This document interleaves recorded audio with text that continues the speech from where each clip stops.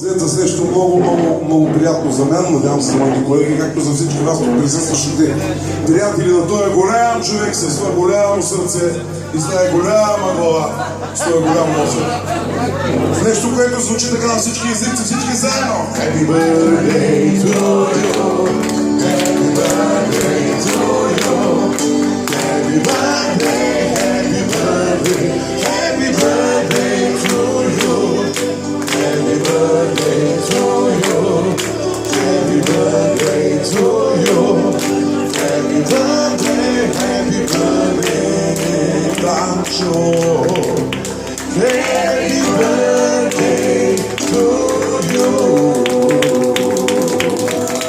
С най-искрени пожелания, приятелю, да не се отървеш от здраве, от много пари, много време да си ги харчиш, много любов имаше в очите на това хубаво момиче с слънчева усмивка.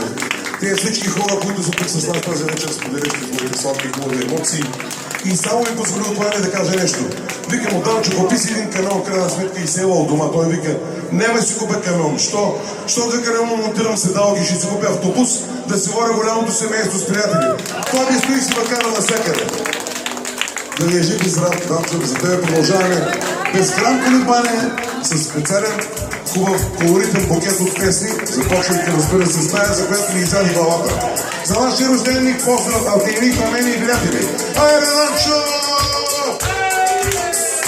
Понял!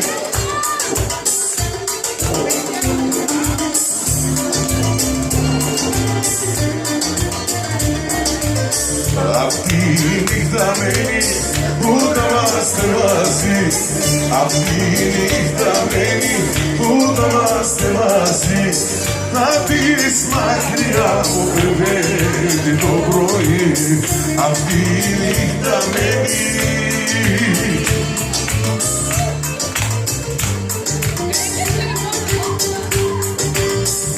Γεια σου Λάρης.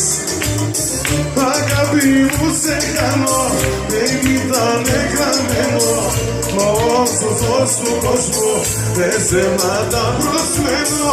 Αγάπη μου σε χάνω, δεν ήταν γραμμένο, όσο δω στον κόσμο δεν σε μάτα.